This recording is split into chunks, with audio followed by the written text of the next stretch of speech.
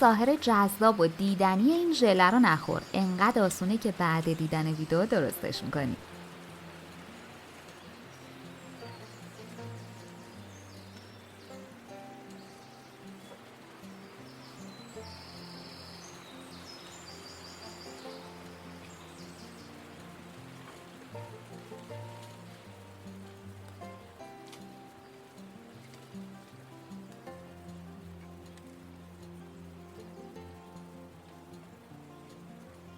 با اکوکوک همراه باشید. داخل یک کاسه 3 بسته ژله آلوئه ورا،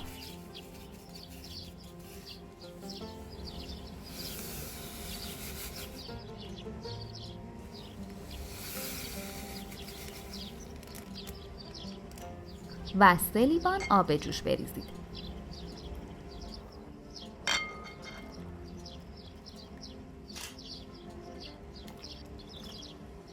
مخلوط کنید.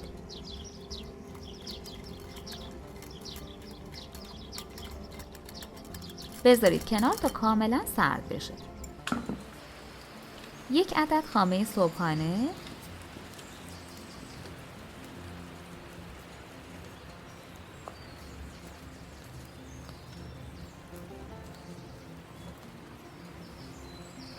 یه لیوان شیر،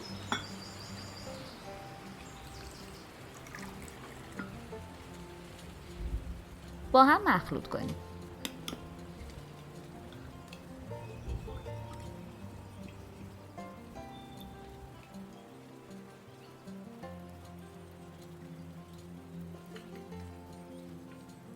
به ژله سرد شده اضافه کنید.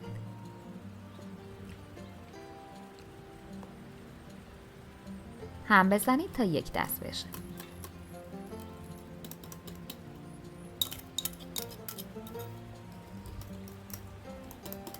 عزیزان، باعث افتخار ماست که عضو کانال اکوکوک باشید و دکمه سابسکرایب رو بزنید.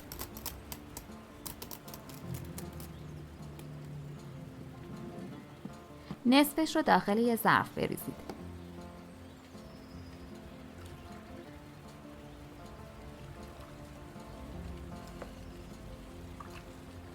بذارید توی یخچال تا ببنده. 3 بسته ژله لیمو یا هر طعم دلخواه دیگه،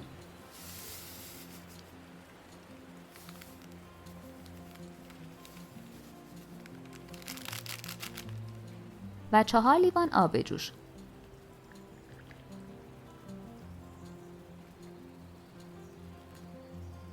با هم مخلوط کنید.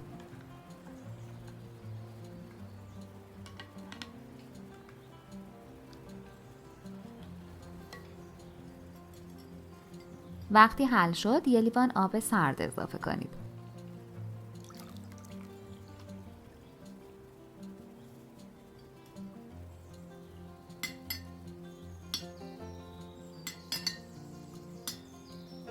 بذارید کنار تا خنک بشه.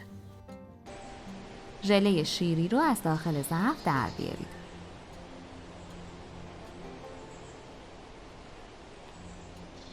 به این صورت نواری برش بزنید.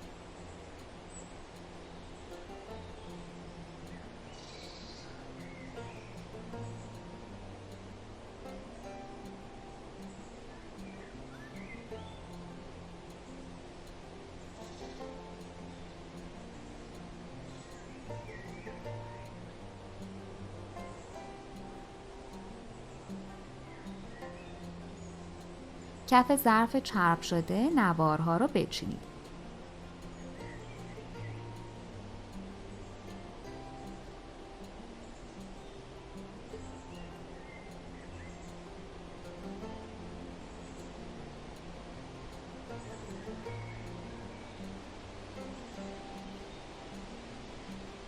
یه لایه ژله لیمو بریزید.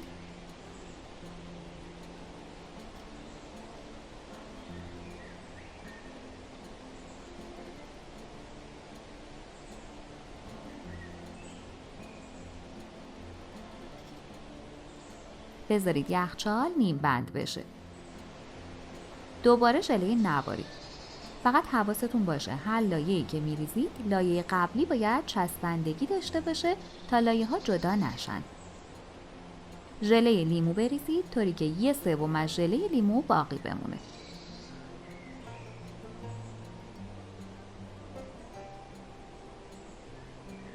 بره توی یخچال تا ببنده. ژله شیری بریزید. اگه میخوای اولین نفری باشی که به محض آپلود آموزش جدید ویدیومون رو ببینی، دکمه سابسکرایب و زنگوله کنارش رو حتما بزن.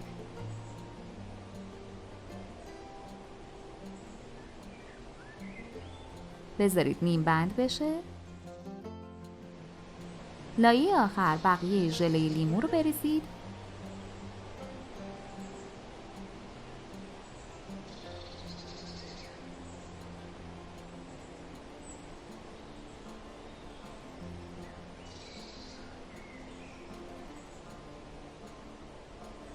پنج ساعت داخل یخچال بذارید.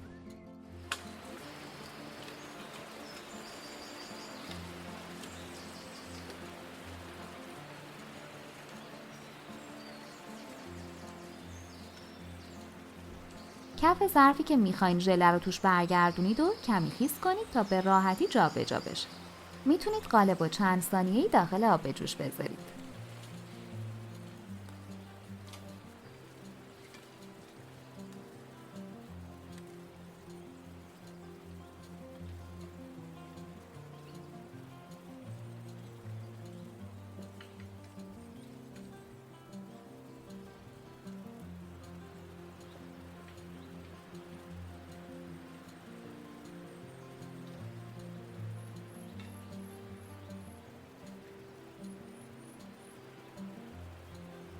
از قالب جدا کنید.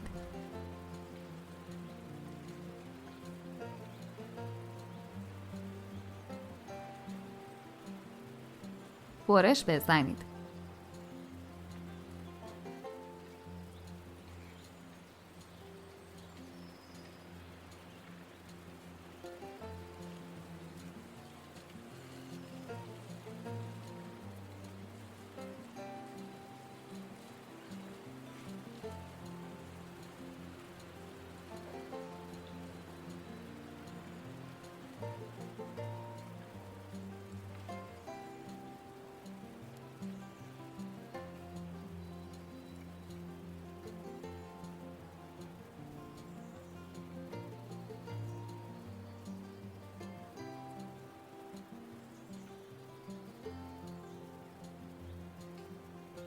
خیالت راحت باشه، هیچ کدوم از لایه ها از هم جدا نمیشه.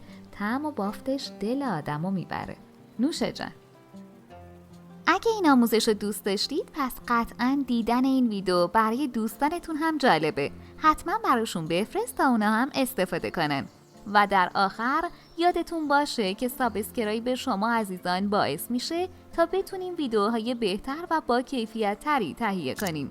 ما همیشه منتظر نظرات خوب شما عزیزان در کامنت ها هستیم.